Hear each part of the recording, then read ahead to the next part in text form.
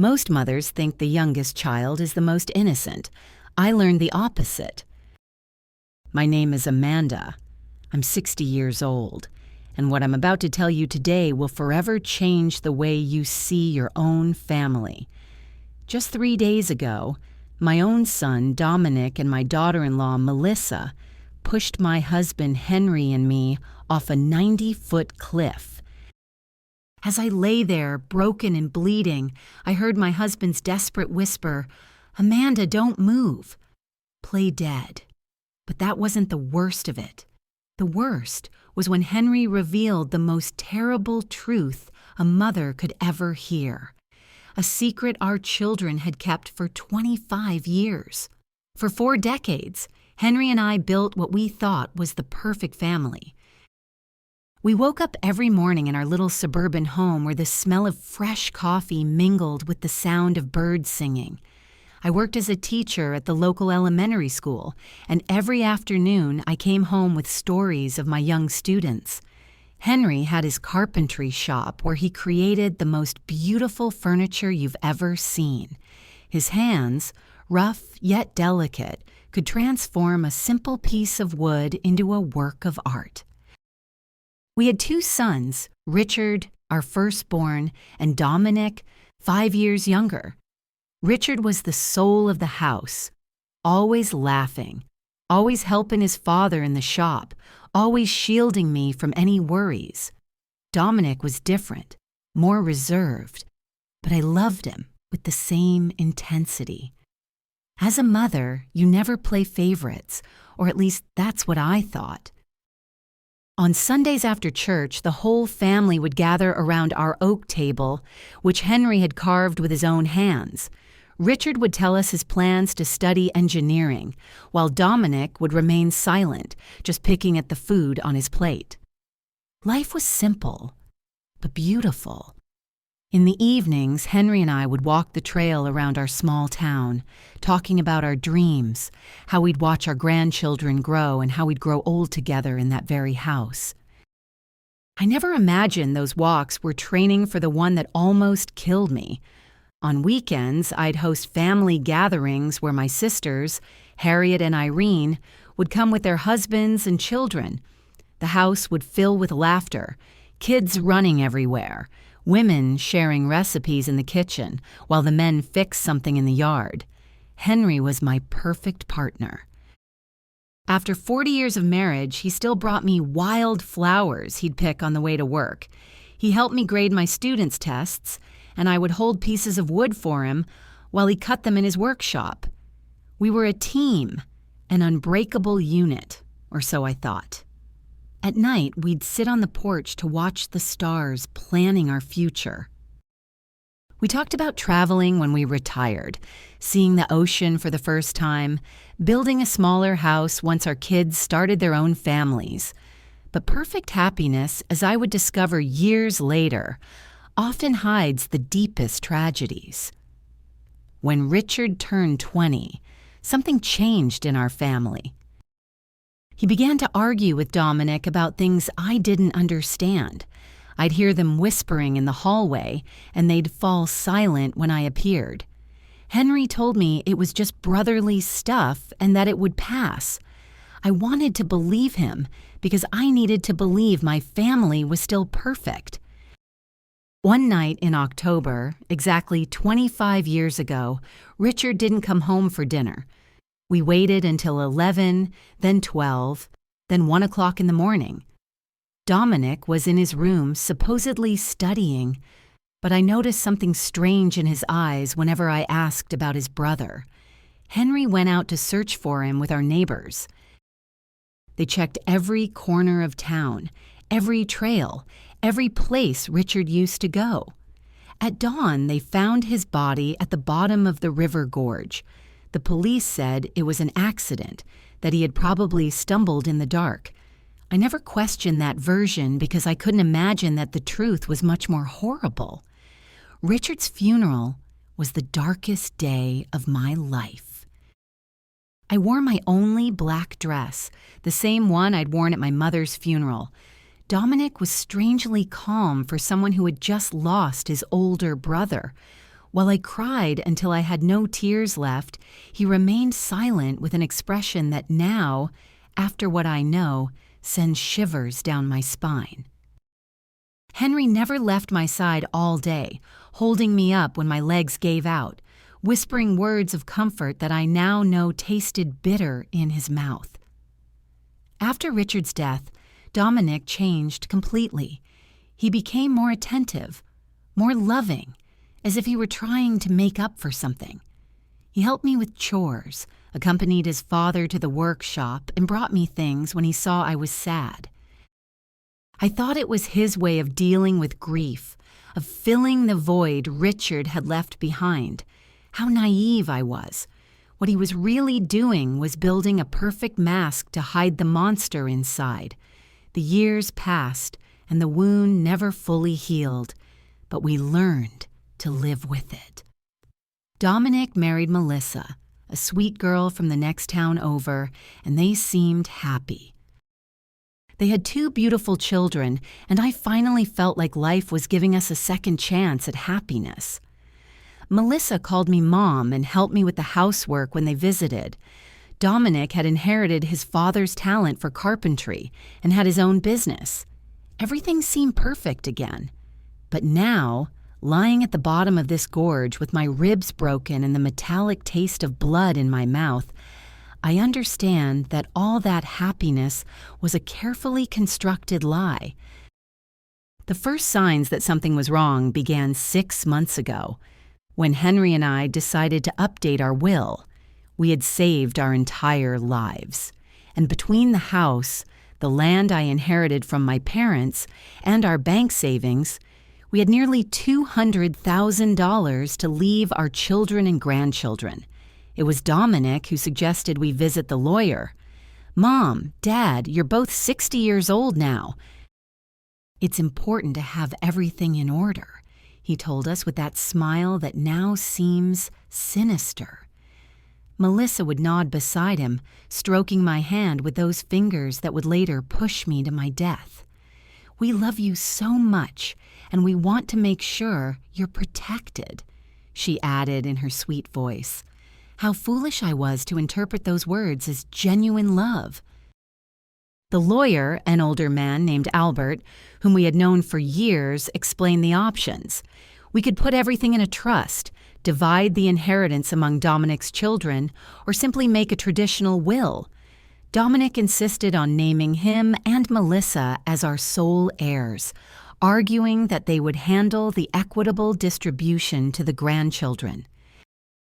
"Besides," he said, "you're going to need us when you're older. It's better for us to have access to the resources to take care of you properly."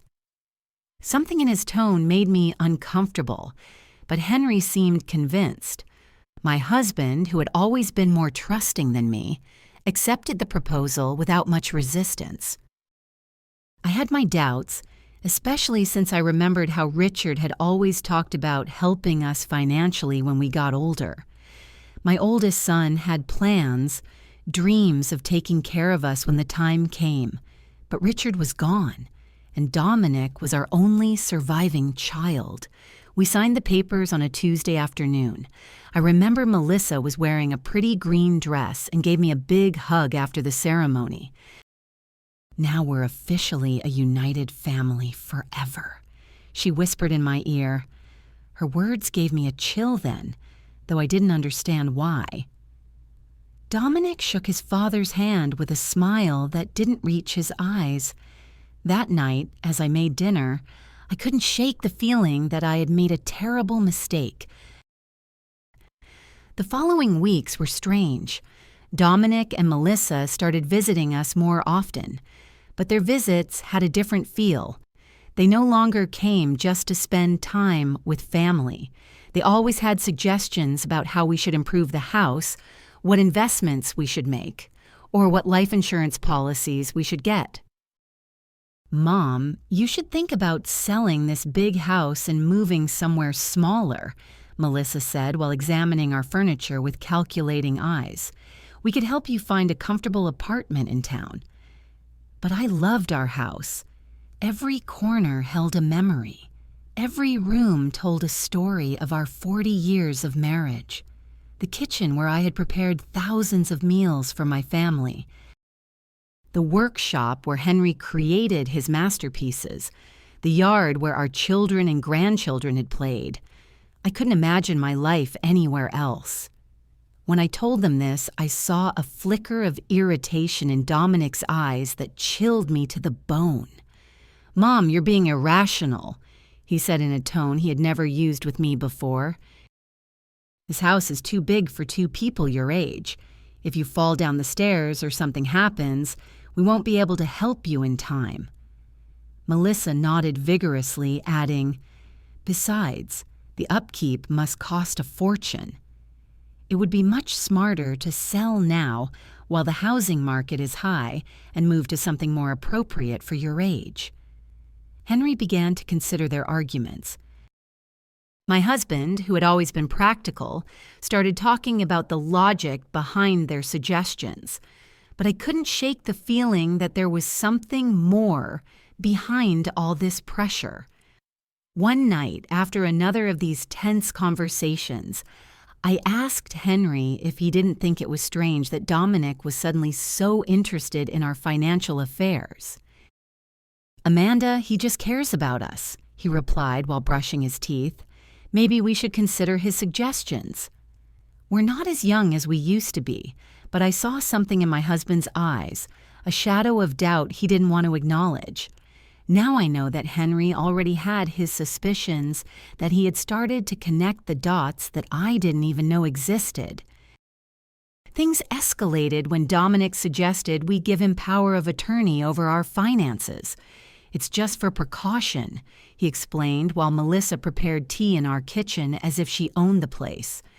"If one of you gets sick or has a health issue, we can manage your affairs without legal complications." The way he said it so naturally, so logically, it almost convinced me. But there was something about his insistence that made me nervous. I couldn't sleep that night. I stayed awake staring at the ceiling, listening to Henry's breathing beside me, trying to understand why I felt so uneasy. The next day, I decided to call my sister Harriet for advice. Harriet had always been sharper than me, more suspicious of people's intentions. When I told her about Dominic's pressure, she was silent for a long moment. "Amanda," she finally said, "doesn't it seem strange to you that Dominic is so anxious to control your money? I mean, he has his own business. He's doing well financially. Why would he need so much control over your finances?" Her words hit me like a slap. She was right. Dominic had never seemed to have financial problems, had never borrowed money, had never shown any signs of needing our financial help. That afternoon, when Dominic came for another of his talks about our future, I decided to confront him directly. "Son," I said as we sat in the living room, "why is it so important for you to have control over our financial affairs? Your father and I are still in our right minds." His reaction was immediate and telling. His face hardened, and for a moment, I saw something in his eyes that reminded me of someone else, something cold, calculating, and dangerous. "Mom, it's not about control," he responded in a tense voice. "It's about love, care, and family responsibility." But the way he said family responsibility sounded more like a threat than an expression of affection. Melissa, who had been silent until then, intervened with her sweet but firm voice. "Amanda, we just want what's best for you. It's painful to see you worry about things we could easily handle." That night, after they left, Henry and I had our first serious argument in years. He thought I was being paranoid, that I was looking for problems where there were none. I insisted something wasn't right, that our son's behavior had changed too much. "Henry," I said as we washed the dishes, "do you remember what Dominic was like before Richard died? He was different, more distant, more, I don't know how to explain it. but there was something about him that scared me. My husband stopped washing the plate in his hands and looked at me intently. In his eyes, I saw something I hadn't seen before: recognition. "Amanda," he said in a very low voice, "there are things about Richard's death that I never told you." My heart began to pound so hard I thought it would beat out of my chest. Henry's words hit me like a lightning bolt. "What about Richard's death?" I asked with a trembling voice. My husband sat heavily in one of the kitchen chairs, the same table where we had shared thousands of family meals, where Richard used to do his homework, and where Dominic had always remained silent. Henry ran his hands over his face as if he were trying to erase the memories that had tormented him for 25 years. "The night Richard died," he began in a broken voice, "Dominic wasn't in his room studying like he told us. I saw him leave the house around 8 o'clock. I followed him because something about his attitude worried me. He'd been very strange those days, more aggressive, more resentful." My husband paused, looking at his hands as if the terrible truth he had kept for so long was written on them. I saw them arguing by the gorge. "Amanda," I heard them screaming horrible things at each other. My world began to spin. "What were they arguing about?" I whispered, even though part of me no longer wanted to know the answer. Henry looked up, and I saw tears in his eyes. Tears he hadn't even shed at our oldest son's funeral, about the inheritance. Amanda Dominic was furious because Richard was the oldest, because according to family traditions, he would inherit most of our assets. But there was something more, something about money that Richard had found. "What money?" I asked, feeling the ground vanish beneath my feet. Henry sighed deeply before continuing. 3 days before he died, Richard came to talk to me in the workshop. He had discovered that Dominic had been stealing money from the family savings account. Small amounts at first, but then larger sums. Richard had proof. He'd been investigating for months. My mind refused to process what I was hearing. My youngest son, the one who had been so attentive after Richard's death, the one who helped and cared for us, had been stealing from us since before his brother died. "Why didn't you ever tell me?" I accused Henry, feeling the betrayal multiply twofold. "Because when I got to the gorge that night, it was already too late," he replied in a choked voice. I saw Dominic standing next to Richard's body. Our youngest son was trembling, crying, and repeating over and over, "It was an accident. It was an accident." He looked at me with those desperate eyes and begged me to help him. "Dad," he said, "Richard tripped when he was trying to hit me. I just defended myself and he lost his balance." Tears ran down my cheeks uncontrollably. "But you believed him," I murmured, even though I already knew the answer. Henry nodded slowly with an expression of guilt that had gnawed at him for decades. "He was my son, Amanda. My youngest son was asking for my help, and Richard was already dead. I couldn't bring one back to life by destroying the other. I thought it was really an accident that Dominic had learned his lesson, that he would become a better man after this. And the stolen money? I asked, needing to know every detail of this nightmare. Dominic promised he would pay it back little by little, that he had taken the money to invest in a business that had gone wrong. He swore he would never do something like that again. And I believed him, Amanda. God forgive me. But I believed him because I needed to believe my son wasn't a killer. I got up from the table, stumbling, holding onto the wall so I wouldn't fall. Everything I had believed about my family, about my surviving son, about the last 25 years of my life, was a lie. Did he pay the money back? I asked, although I already knew the answer from the look on Henry's face. Never, he replied.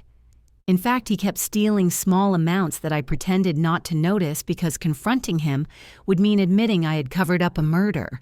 I became his accomplice, Amanda. Every time I stayed silent, every time I pretended not to see the bank accounts dwindle, I became more of his accomplice. The horrible reality began to take shape in my mind. That's why he's so interested in controlling our finances now, I murmured. It's not because he cares about us. It's because he wants to finish what he started 25 years ago. Henry nodded gravely. And there's something else, Amanda. Something I just discovered a few weeks ago. What else could there be? I asked, feeling like my heart couldn't take any more revelations. Henry went to his desk and pulled out some papers he had been hiding under other documents. I've been discreetly investigating Dominic's finances. His carpentry business isn't doing as well as he wants us to believe. In fact, he's on the verge of bankruptcy. He owes more than $100,000 to several banks and suppliers. The papers trembled in my hands as I read the numbers. Dominic wasn't the successful man he pretended to be. He was a desperate failure who had been living on lies and stolen money for decades. Does Melissa know all this? I asked, remembering her sweet smile and loving hugs. I'm sure she does, Henry replied.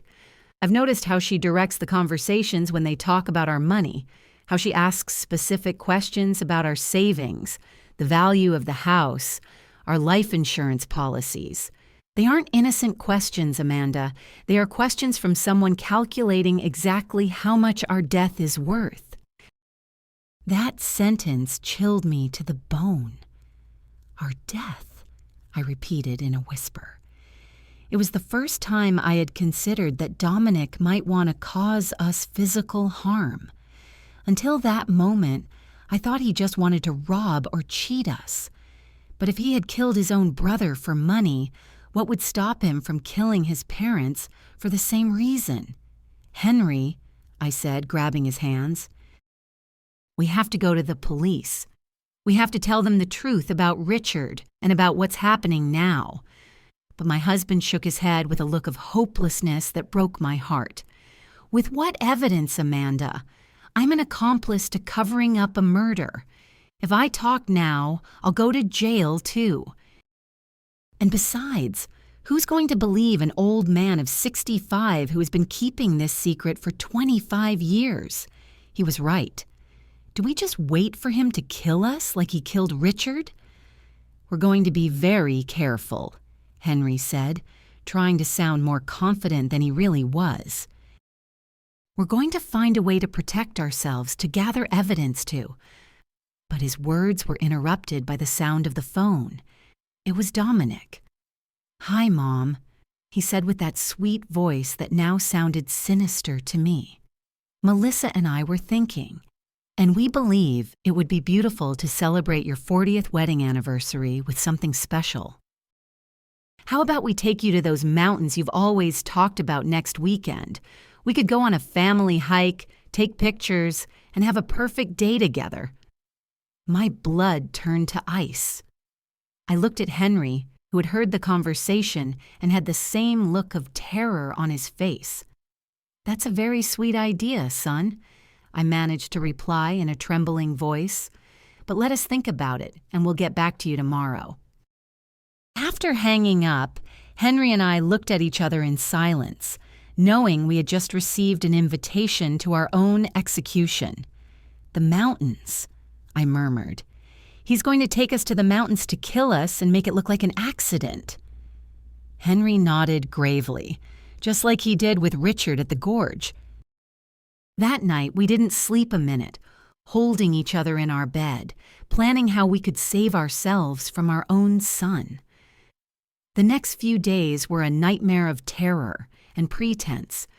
Henry and I had to act as if nothing had happened when Dominic and Melissa came to visit, smiling when they talked about the mountain trip, nodding when they excitedly told us they were going to spend time with family. But inside, every fiber of my being screamed with fear. I knew I was looking into the eyes of my oldest son's murderers, and that now they were planning to do the same to me and my husband.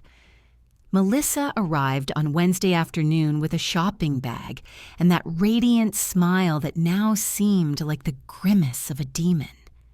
"Amanda, dear," she said, hugging me with those arms that would soon push me to my death.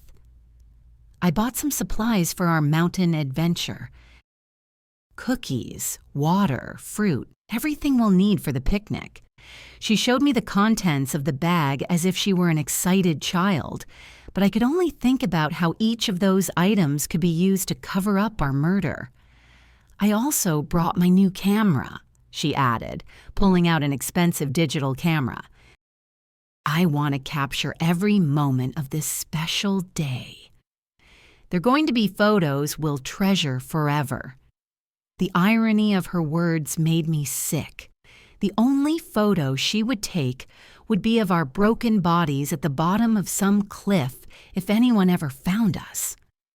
Dominic appeared behind her carrying a new-looking hiking backpack. "Dad," he said to Henry with feigned enthusiasm, "I bought all the necessary equipment for a safe hike. Ropes, harnesses, lanterns, a first aid kit." Every word that came out of his mouth sounded like a cruel mockery. Safety equipment to plan our murders. The perversity of the situation made me dizzy. "Isn't it a bit dangerous for people our age?" I asked, trying to sound casual while looking for any excuse to cancel the trip. Melissa stroked my cheek with that false tenderness that churned my stomach. "That's why we chose a very easy and safe trail," she assured me. "It's a hike even kids can do. Plus, Dominic and I will be there to take care of you the whole time. Yes, they would be there to take care of us until the exact moment they decided to push us off a cliff." That night, when they finally left, Henry and I sat in our living room trembling, not just from the cold, but from the absolute terror we had been holding back for hours. "We can't go," I said, grabbing his hands. "We just can't." "Well, make up some excuse. If we don't go," Henry replied in a grave voice. "They'll find another way to kill us. Maybe something that looks even more accidental, like a house fire or a robbery gone wrong. At least in the mountains. We know what they're going to try to do." His words had a terrible logic, but they didn't comfort me at all. "So what do you suggest?" I asked, desperate to find some solution that would save our lives. Henry was thoughtful for a few minutes before answering. "We're going to go, but we're going to be prepared. I'm going to hide my cell phone and set it to record everything that happens. If we manage to survive, we'll have evidence. And if we don't," his voice broke, "at least someone will know the truth." On Friday night, we could barely touch our dinner. We knew it might be our last meal together in our house in that kitchen where we had shared so many happy moments when we were a real family. Henry reviewed his will one more time, making sure that if something happened to us, at least Dominic wouldn't get everything without there being some record of our suspicions. "I wrote a letter," he confessed, pulling a sealed envelope from his desk. "It's addressed to your sister, Harriet. In it, I explain everything we know about Richard's death and what we believe Dominic plans to do to us. I hid it in the place where we keep our important documents. If we don't return from this trip, at least she'll know where to look for the truth." That night, we went to bed holding each other, whispering words of love that could be our last. "If something happens to me," Henry said, "I want you to know that these 40 years with you have been the best of my life. Despite everything, despite the mistakes and the secrets, I love you more than my own life." I cried in silence, memorizing the rhythm of his breathing, the warmth of his body, the smell of his skin. Saturday dawned with a clear sky that seemed to mock our situation. Dominic arrived early, whistling a cheerful tune that chilled my blood. "Morning, love birds," he called from the front door. "Ready for your big adventure?" Melissa appeared behind him, radiant as a bride on her wedding day, except this was a wedding with death. During breakfast, which we could barely eat, Dominic explained the route we would take in detail. "It's a beautiful trail," he said, spreading a map on the table. "It leads to a lookout where you can see the whole valley. They say the views are spectacular." His eyes shone with an enthusiasm that seemed demonic. Of course, the views would be spectacular. They would be the last we would see in our lives.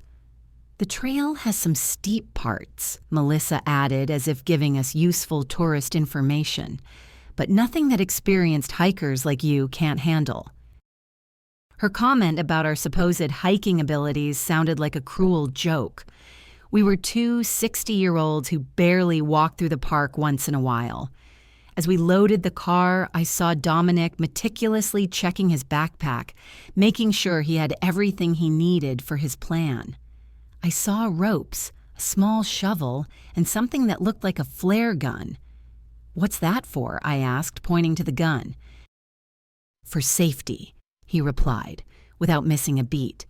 "If we get lost or something goes wrong, we can send a distress signal." Of course, they would send a distress signal after pushing us off a cliff so our bodies could be found, and it would be confirmed that it was a tragic accident during a family hike. Everything was calculated. Every detail had been planned to make our murders look perfectly natural. The car ride to the mountains lasted 2 hours that felt like an eternity. Melissa put on cheerful music and she sang along with the songs as if we were really going on a fun family outing.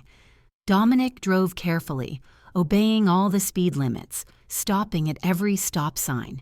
He didn't want to risk an accident that would ruin his perfect plans. During the trip, Henry discreetly took my hand and activated the recording on his phone. Everything that happened from that moment on would be recorded. If we managed to survive, we would have proof. If not, at least the truth wouldn't die with us. When we finally arrived at the trailhead, my heart was pounding so hard, I thought it would beat out of my chest. The place was beautiful with tall trees and the sound of a nearby river. But for me, it had become the setting for my own execution. Dominic and Melissa took their backpacks out of the car, smiling and joking as if it were the happiest day of their lives. "Ready for the adventure?" Dominic asked. And for the first time in 25 years, I saw the same cold glint in his eyes that he'd had the night he killed his brother. The trail started out relatively easy, winding between lush trees and moss-covered rocks. Melissa walked ahead of us, constantly taking pictures and commenting on the beauty of the landscape. "Look at those wildflowers," she exclaimed, pointing toward bushes full of yellow blossoms and that beautiful bird. Her performance was perfect, that of a loving daughter-in-law enjoying a special day with her in-laws. Dominic walked behind us, supposedly to make sure we didn't fall behind, but I could feel his eyes on our backs like daggers. Every time I turned to look at him, he smiled with that grin he had perfected over 25 years of lies. "How are you doing, Mom and Dad?" he would ask with fake concern. "Need to stop and rest?" After an hour of hiking, we began to climb a steeper part of the trail. My legs already felt heavy, and Henry was breathing with difficulty. We weren't used to this kind of exercise, and our murderous children knew it perfectly. They had chosen a route that would physically exhaust us, making us vulnerable for when the time came to execute their plan. "We're almost at the lookout," Melissa announced. Although according to the map I had seen at home, we still had at least another hour of hiking. Her lie confirmed that they had no intention of reaching the real lookout. The place where they planned to kill us must be much closer. During the hike, I tried to memorize every detail of the trail, every tree, every rock that could serve as a reference if I managed to survive, and needed to explain to the police exactly where everything had happened. Henry was doing the same, and we occasionally exchanged glances loaded with terror and determination. We knew we were walking toward our deaths, but we also knew it was our only chance to get evidence against our murderers. "Oh, look at that!" Melissa suddenly shouted, pointing to a rock formation that loomed to our right. "That cliff has an incredible view. Why don't we climb up there to take some special photos?" My blood ran cold. There it was, the place they had chosen for our murder. The cliff rose about 90 feet above the main trail, accessible by a secondary path that seemed much more dangerous than the one we had been following. The rocks were loose. There were fewer trees to grab onto in case we stumbled. And from the top, you could see a precipice that fell into a deep gorge full of jagged rocks. "I don't know if that's a good idea," I said, trying to sound casual. "That trail looks pretty dangerous for people our age." But Dominic had already started walking toward the turnoff, carrying his backpack full of safety equipment that I knew he wouldn't use to save us. "Come on, Mom," he said with that voice he used when he was a kid and wanted to convince me of something. "It'll only take a few minutes. Besides, Melissa's right. The photos from up there are going to be spectacular."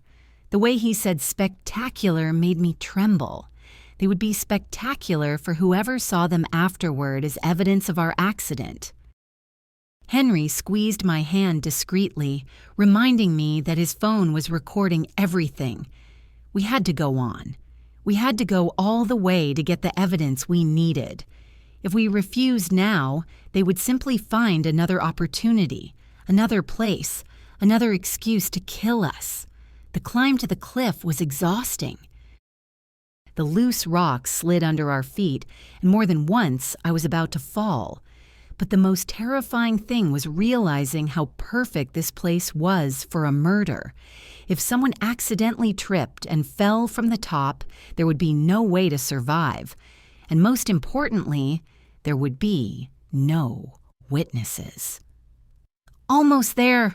Melissa shouted from above, where she had already arrived with the agility of someone who had planned this route carefully.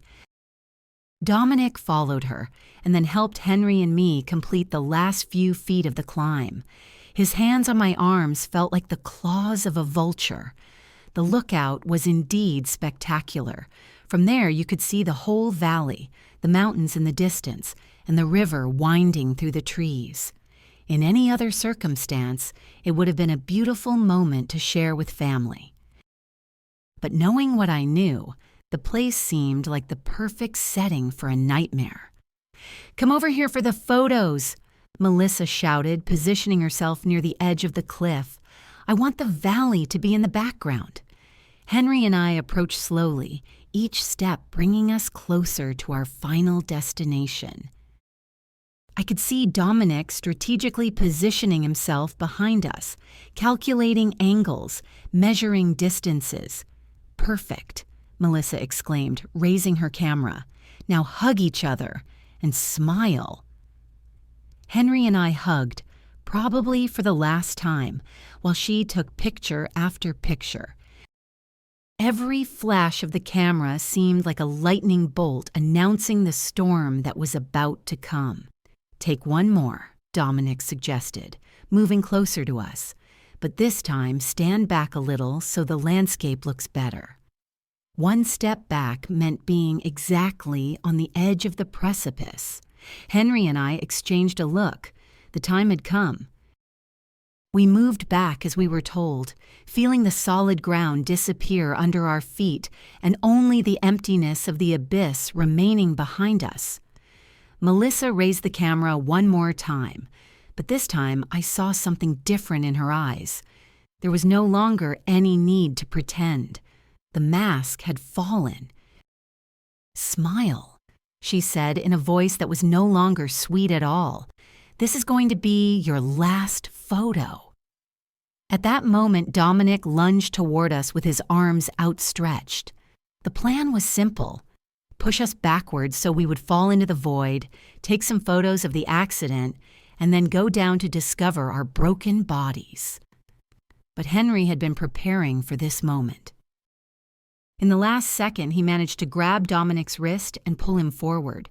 "If we're going to die, you're coming with us," he shouted with a fury I had never seen in him before. For a moment, all four of us were teetering on the edge of the cliff, holding on to each other in a macabre dance between life and death. Melissa screamed and tried to help Dominic, but the weight of all of us was too much.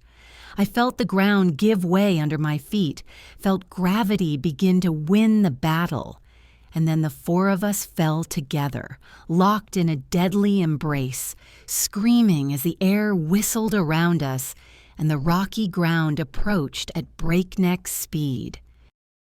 In those seconds that lasted an eternity, I thought of Richard, of how he must have felt when Dominic pushed him into the gorge 25 years ago. The impact was brutal. I heard the horrible sound of bones cracking, the sound of my own body shattering against the rocks. The pain was indescribable, but even more terrible was the taste of blood in my mouth and the certainty that this time Dominic had won. This time there would be no witnesses to tell the truth. But then I heard Henry's voice, weak but clear. "Amanda, don't move. Play dead." And I realized something incredible. I was still alive. The pain was so intense, I thought I would go crazy. Every fiber of my body screamed in agony. I felt blood running down my face and something wet and sticky soaking my clothes. But Henry's voice echoed in my ears like a divine command: "Play dead." With a willpower I didn't know I possessed, I remained completely still, controlling even my breathing so it would be imperceptible. A few feet away I could hear the moans of pain from Dominic and Melissa. They had also survived the fall, but from their groans, they seemed to be in worse condition than we were. "Melissa," I heard my son's broken voice. "Are you okay?" His concern for his wife made my stomach churn. This man, who had murdered his own brother and had tried to kill us, was still capable of feeling love for someone. "I think I broke my leg," Melissa moaned. "It hurts so much." "Dominic, and what about the old people?" The disrespectful way she referred to us confirmed what I already knew. We had never been family to her. We were just obstacles on our way to our money. I heard movement as if Dominic were crawling toward us. My heart was beating so fast I was afraid he would hear it. "They're dead," he announced after a few minutes that felt like hours. "Both of them have their eyes open, but they're not breathing." His lie filled me with a strange hope. If he believed we were dead, maybe we would have a chance. "Perfect," Melissa whispered with a satisfaction that chilled my blood. "It worked just like we planned." "Well, except for the part where we fell too." I heard her bitter laugh. "At least we won't have to pretend we love them anymore." For the next few minutes, that felt like an eternity. Dominic and Melissa discussed their situation. Both were injured, but they could move. The plan now was to crawl until they found a place from which they could call for help, and then tell the story of how they had miraculously survived a tragic accident that had killed their poor grandparents. "Remember the story," Dominic said to Melissa. "We were taking pictures when a rock came loose under Dad's feet. He tripped, and trying to grab on, he pulled Mom with him. We tried to help, but we fell too. It's important that our stories match." "I know," Melissa replied. "We've practiced this 100 times. We're the traumatized survivors of a family tragedy. Poor us. We lost our dear in-laws in a horrible accident. Her performance was so convincing that if I hadn't lived the truth, I would have believed every word. Gradually, their voices faded as they crawled toward what they hoped would be their salvation. When silence finally fell, Henry whispered my name so low I could barely hear it. "Amanda, are you okay?" I answered in the same whisper, confirming that I was alive but terribly injured. "My left leg is broken," he told me in a voice choked with pain, "and I think I have a few fractured ribs." "What about you?" I did a mental inventory of my body. I felt a stabbing pain in my right arm. My head throbbed as if someone were hitting it with a hammer, and there was definitely something wrong with my shoulder, but I was alive, and that was more than I had hoped for. "We're bad, but we're alive," I whispered. "It works, but there's no signal down here." That was the most terrifying part of our situation. We were alive, but trapped at the bottom of a gorge, injured, and with no way to communicate with the outside world. If no one came to look for us, we would die here, slowly from thirst, hunger, or our wounds. "Henry," I whispered, "before it's too late, I need you to tell me everything. Everything that really happened the night Richard died." My husband sighed deeply as if he had been waiting for this moment for 25 years. That night, he began in a trembling voice. "Richard came to find me in the workshop. He was furious. He had papers in his hands, bank statements. He showed me evidence that Dominic had been stealing money from our accounts for months. Small amounts at first, then larger sums. Richard had been investigating because he had noticed discrepancies in our savings. The physical pain mingled with the emotional pain as I listened to the truth that had been hidden for decades. Richard wanted to confront Dominic that same night, Henry continued. I tried to calm him down to convince him to wait until the next day, but he was determined.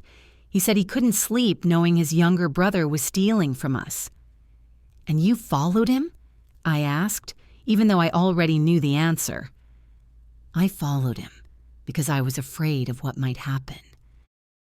I knew Richard's temper when he got angry, and I also knew, well, I had noticed something strange about Dominic lately, a coldness that sent shivers down my spine. "When I got to the gorge," Henry continued, "I found them screaming at each other. Richard had the papers in his hand, waving them in Dominic's face. 'You're a thief,' he was yelling. 'You're stealing from our own parents.' Dominic denied everything. He said Richard was crazy, that he was making things up. My heart raced as I imagined the scene, my two sons facing off in the dark, one accusing the other of betrayal. What happened next? Henry paused for a long time before continuing. Richard told him that if he didn't return the money and confess everything to us, he would tell us the truth himself. Dominic went berserk. He yelled that Richard had always been the favorite, that he had always had everything easy, that it was time for things to change. And then Henry's voice broke. Dominic pushed Richard. It wasn't an accident. He pushed him with all his strength deliberately. I saw Richard trying to keep his balance, saw his arms flailing desperately, looking for something to grab onto, but it was too late. Tears streamed down my cheeks, mixing with the blood from my wounds. "Why did you never tell me the truth?" Henry sighed deeply. "Because when I got to where Dominic was, he was crying, trembling, telling me over and over that it had been an accident, that he hadn't meant to do it. He begged me not to tell you anything, that he couldn't lose you too." "But you knew it was a lie," I murmured from the bottom of my heart. "Yes, but he was my son, Amanda, my only surviving son. How could I turn him over to the police? How could I destroy what was left of our family? His justification hurt as much as my physical injuries. And the stolen money, I continued. Dominic promised me he would return it little by little. He swore it had been a bad decision, that he had been desperate, that it would never happen again. But he never returned a single penny. In fact, he kept stealing, and I kept quiet because every day that passed made me more of an accomplice to his crime. Just then, we heard voices in the distance. Dominic and Melissa had managed to find help. Soon, rescue teams would be here, and our murderous children would play the role of their lives, the traumatized survivors of a family tragedy. The voices got closer and closer, accompanied by the sound of helicopters flying over the area. The rescue team had arrived, and with them came the most crucial moment of our lives. Henry and I had to make a decision in a matter of minutes.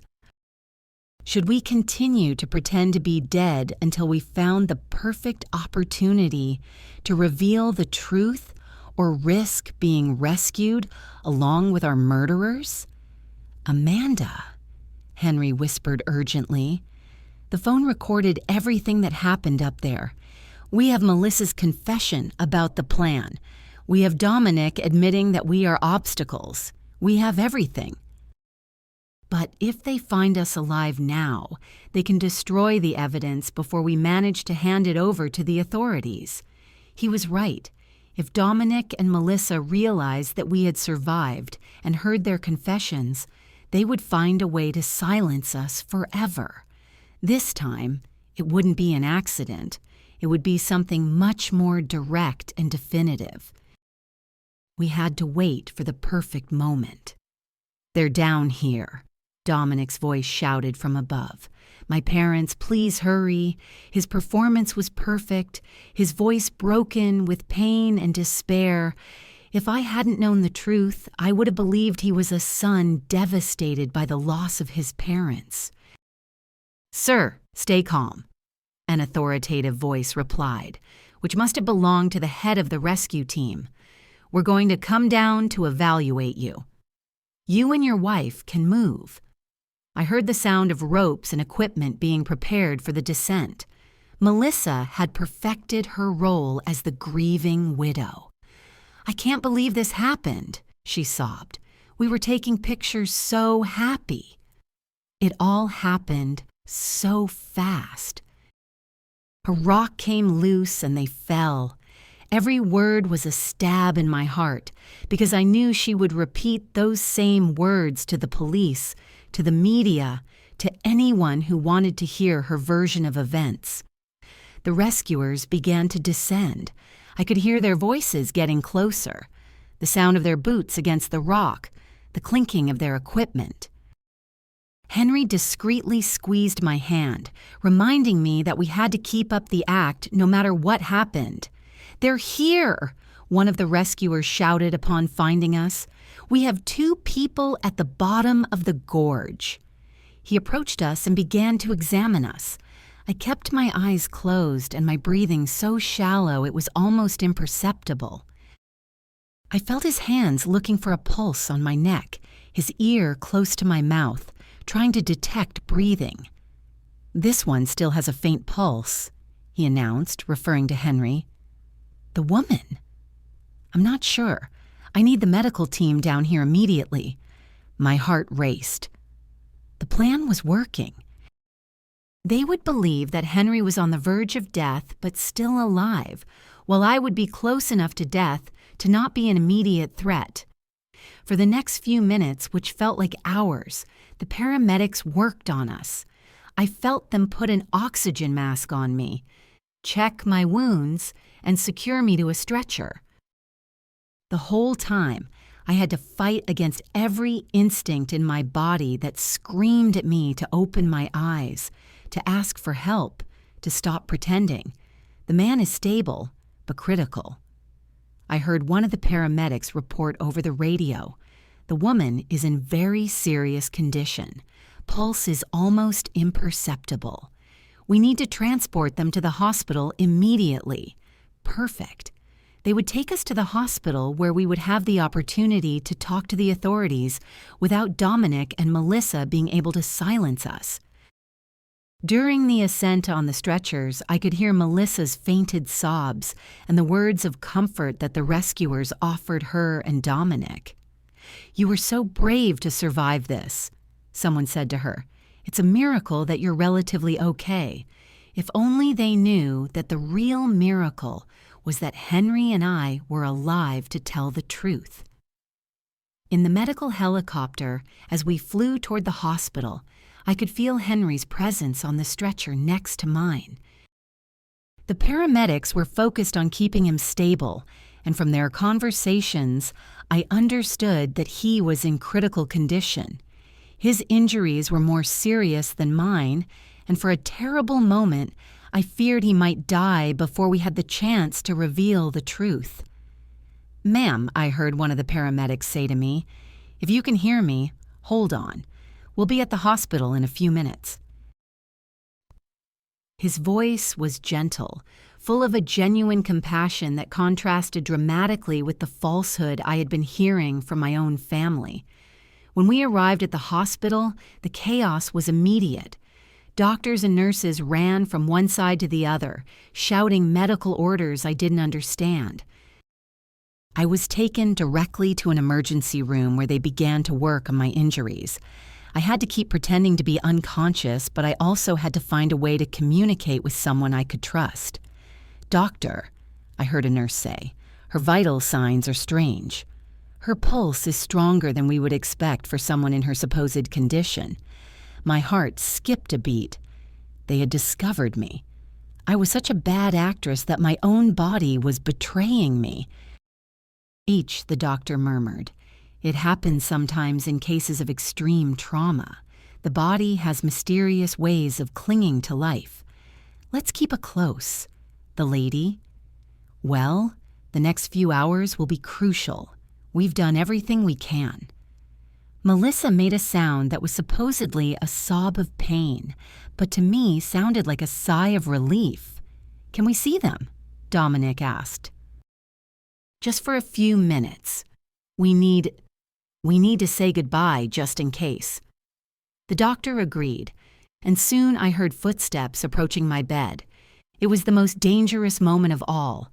I had to convince my murderous son that I was really dying. I felt Dominic's presence next to my bed. His hand touched mine, and it was all I could do not to pull my hand away immediately. "Mom," he whispered, "if you can hear me, I want you to know that I love you. I'm so sorry this happened." His words were poisoned honey, sweet on the surface, but deadly in their essence. Melissa approached from the other side. "Hild, a dear," she murmured. "You've been like a mother to me. We'll never forget you. Liar." The only reason they wouldn't forget me was because they would have to live with the knowledge that they had murdered me. But then Dominic leaned closer to my ear and whispered something that chilled my blood. "I hope you've learned your lesson, Mom. You should never have asked so many questions about our finances. Some truths are better left buried, just like Richard." At that moment, I knew our plan had worked. Dominic had just confessed, and even though I had no way to record it, there was a nurse in the room who had heard every word. Dominic's whisper echoed in my ears like a direct confession of his guilt. He had mentioned Richard. He had admitted that some truths should remain buried. And most importantly, he had acknowledged that our questions about finances had been the reason for our accident. But I needed more than that. I needed a full confession that couldn't be misinterpreted or denied later. The nurse who had overheard the comment, a young woman named Inns, according to her ID badge, had frozen next to the monitoring machine. I saw through my half-closed eyelids as her eyes widened in surprise and horror. She had heard something she shouldn't have heard, and her expression told me she understood the implications of those words perfectly. "What did you say about Richard?" Melissa whispered, obviously surprised by the mention of the dead brother. Dominic tensed, realizing he had said too much. "Nothing," he muttered. "I just meant, well, Mom always wondered what really happened that night. I guess it doesn't matter anymore." But it did matter. And Melissa was smart enough to realize that her husband had made a mistake. "Dominic," she said in a tense voice, "let's go. The doctors need space to work." I could feel the tension between them, the mutual understanding that they had said too much in the wrong place. After they left, the nurse-in approached my bed. "Ma'am," she whispered so low I could barely hear her, "I know you can hear me. What I just heard is not normal. If you are in danger, you need to tell me somehow." Her voice had an urgency that filled me with hope. Someone else had started to suspect. Very slowly, almost imperceptibly, I moved my index finger. It was the smallest possible movement, but Inns noticed it immediately. "Oh my God," she whispered. "She's pretending to be unconscious." I moved my finger again, this time twice. "Yes, listen," she said, leaning even closer. "I'm going to pretend I'm checking your monitors. If you are in danger from those people who were just here, move your finger 3 times. Without hesitation, I moved my finger 3 times. Inns gasped. "They did this to you. 3 more movements." The nurse moved away from my bed and pretended to check my IV while she processed what she had just discovered. I could see in her expression that she was struggling with the decision of what to do. Finally, she approached me again. "I'm going to talk to the doctor in charge," she whispered, "but I need you to keep pretending until we can protect you. Do you understand?" I moved my finger once. The next few minutes were agonizing. Inns left the room and I was left alone, waiting and praying that she would believe my story and take the right actions. Finally, I heard footsteps approaching. It was Inns, accompanied by an older man who must have been the chief doctor, and surprisingly 2 police officers. "Ma'am," the doctor said in a low voice, "Nurse Inns told me about your situation. If you can hear me, we need you to know that you are safe now. The officers are here to protect you." A wave of relief so intense almost broke my act. "Can you open your eyes?" one of the officers asked. Slowly, very slowly, I opened my eyes. The hospital light blinded me for a moment, but I gradually managed to focus on the worried faces surrounding me. "Thank God," Inns murmured. "I thought I was going crazy." "Ma'am," said the police officer, a middle-aged man with a serious expression, "I'm Detective Johnson. We understand you may be in a very dangerous situation. Can you tell us what really happened on that mountain?" My voice came out as a raspy whisper after hours of pretending to be unconscious. My son and his wife pushed us. The next few hours were a whirlwind of statements, recordings, and revelations. I told Detective Johnson everything I knew: Richard's death, Dominic's thefts, the pressure to change our will, and finally the plan to murder us on the mountain. But the most important thing was the recording on Henry's phone. "Your husband has recorded evidence?" the detective asked, his eyes gleaming. "Yes," I replied. "Everything is on his phone, the confessions, the plans, everything." The detective immediately went to the room where Henry was being treated. Henry had regained consciousness an hour after me, and when the detective explained the situation, he handed over his phone without hesitation. "Here's everything," he said in a weak but firm voice. 2 years of lies and the truth about what happened today." While the police technicians analyzed the recording, Dominic and Melissa remained in the waiting room, playing their part as devastated family members to other hospital visitors.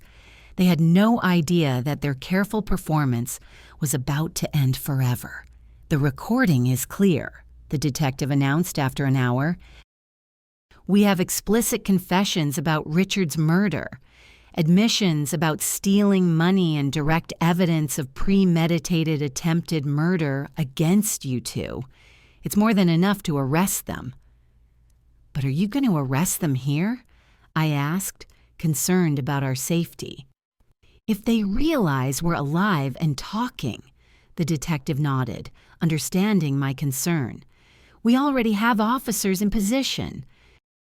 As soon as we have the arrest warrant signed, we'll take them in. In the meantime, you are both under police protection." The irony of the situation was not lost on me. Dominic and Melissa were down there, probably talking to other patients' relatives, receiving condolences for our deaths, planning how to handle our funeral and inheritance. They had no idea that upstairs in the hospital rooms, we were tearing down their carefully constructed world of lies. "Is there anything else?" the detective said, pulling out a folder of papers. "After hearing your story, we investigated your son's finances. Not only is he bankrupt as you suspected, but he also owes money to some very dangerous people, unofficial lenders who don't take excuses." My blood ran cold. "You mean that we weren't just inconvenient to him?" He confirmed it. "The detective said you were his only salvation. With your inheritance, he could pay off his debts and start over. Without you, he would probably be dead in a few weeks." That revelation added a new dimension to the betrayal. He hadn't just seen us as obstacles. He had seen us as his financial lifesaver. Our death was not just convenient for him. It was absolutely necessary for his survival. "And what will happen to our grandchildren?" I asked, feeling a new wave of pain at the thought of Dominic and Melissa's innocent children. "Social services will take temporary custody of them," the detective replied gently. "But as I understand it, you could apply for custody once you recover from your injuries." The idea of raising the children of our own murderers was overwhelming, but it was also the only way to ensure that something good would come out of this nightmare. Those children were innocent, and they deserved a chance to grow up in a home where love was real, not feigned. "It's time," the detective announced when an officer entered the room with papers in hand. "The warrants are signed. We're going to arrest them now."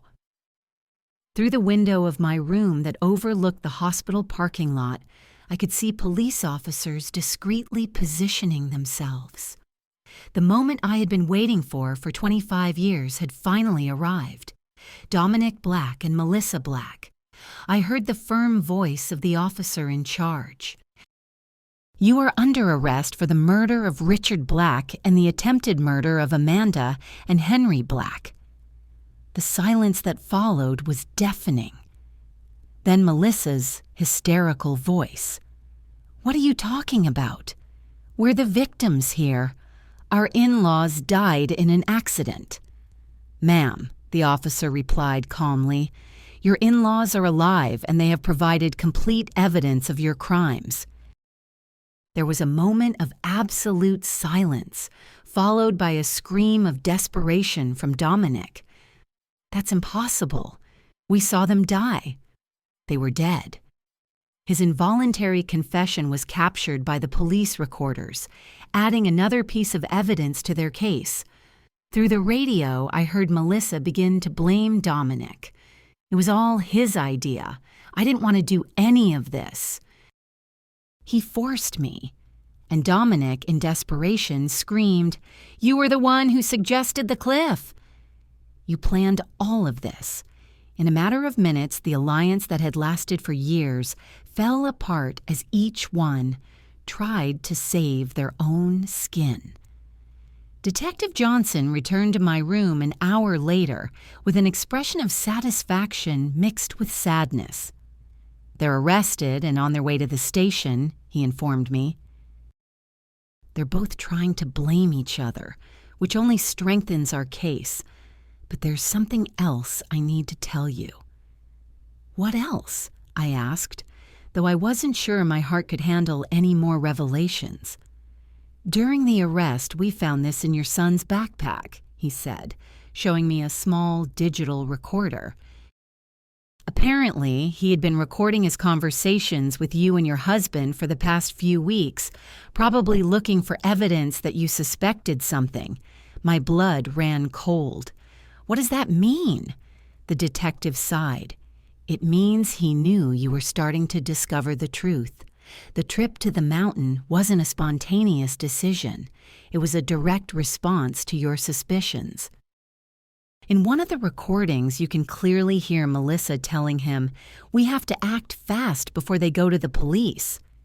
The depth of the planning and the coldness of the calculation took my breath away.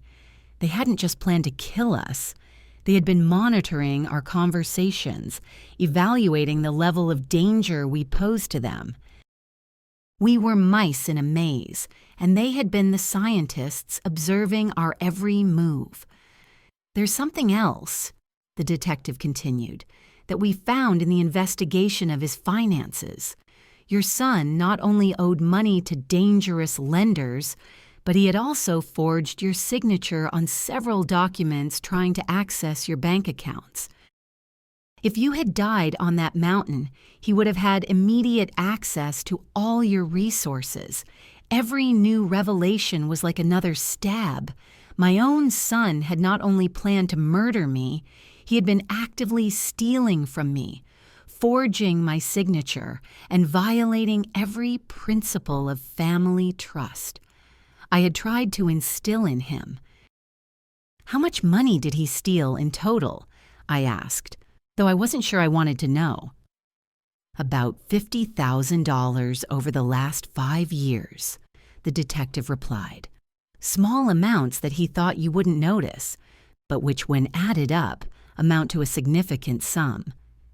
The money Henry and I had saved over decades of hard work, penny by penny, had been financing our son's life of luxury while he planned our murder. The following days in the hospital were a whirlwind of police interviews, visits from lawyers, and calls from news media that had picked up the story. The local press had titled the case the most horrible family betrayal of the decade, and reporters from all over the country wanted to hear our version of events. My sister Harriet arrived from the neighboring town crying and hugging me as if she hadn't seen me in decades. "Amanda," she said over and over, "I always knew there was something strange about Dominic after Richard's death, but I never imagined he was capable of this." Her words comforted me because they confirmed that my maternal instincts hadn't been completely blind. And the kids, I asked about my grandchildren who were now in the temporary custody of social services. "I saw them yesterday," Harriet replied sadly. "They're confused, asking why their parents can't come home. They're too young to understand what really happened." The lawyer we had hired, the same Albert who had prepared our will, came to see us with news about the legal process. "The case is solid," he assured us. "With the recordings, the confessions during the arrest, and all the financial evidence, it's almost impossible for them to escape significant convictions." But then he added something that chilled me to the bone. "However, they are trying to negotiate a lesser guilty plea by claiming it was a crime of passion, not premeditated." "A crime of passion?" I exclaimed indignantly. "They planned this for weeks, bought special equipment, and chose the perfect place." Albert nodded gravely. "I know, and we have evidence of premeditation, but their lawyers are going to argue that it was a desperate decision made under extreme financial pressure. The idea that they could receive reduced sentences for their crimes filled me with fury. They had murdered Richard. They had tried to murder us. They had stolen our money for years, and now they wanted to present themselves as victims of circumstances. What can we do to ensure they get what they deserve? I asked. Testify, Albert replied simply. Your testimony, combined with all the evidence, will be crucial for the jury to understand the true nature of these crimes. But I warn you, it's going to be emotionally devastating to face your son in court. He was right. The idea of looking Dominic in the eyes during the trial, of listening to his lawyers try to justify the unjustifiable, of publicly reliving every moment of this nightmare was overwhelming. But it was what I had to do for Richard, for us, and for my grandchildren who deserved to know the truth about their parents. 3 weeks after the arrest, Henry and I were finally able to go home. Our wounds had healed enough to allow us to move, although he still needed crutches, and I had my arm in a sling. The house felt strange, as if it were the set of a play after all the actors had left. Everything was exactly as we had left it on the day of our family outing. The breakfast dishes were still in the sink. The bed was unmade. The flowers Dominic had brought me that week were still on the kitchen table, now withered and dead. It was as if time had stopped at the moment our normal lives ended forever. Do you think we'll ever be happy again? I asked Henry that first night back as we lay in our familiar bed. He hugged me with his uninjured arm and sighed deeply. I don't know, Amanda, he said, but we're alive. We have the truth on our side, and for the first time in 25 years, we don't have to live with secrets. The trial began 6 months later. On the day I had to testify, I looked Dominic directly in the eyes for the first time since the arrest. I saw no remorse, no pain. I didn't see the son I had raised. I saw a cold and calculating stranger who had disguised himself as my son for decades. When I finished my testimony after recounting every horrible detail of our experience, I addressed him directly from the witness stand. Dominic, I don't know who you are, but you are no longer my son. My son died the night you killed Richard, and what has been living in his place for 25 years is a monster that I unwittingly helped raise. The jury deliberated for 3 days before finding Dominic guilty of first-degree murder for Richard's death and first-degree attempted murder for what he did to us.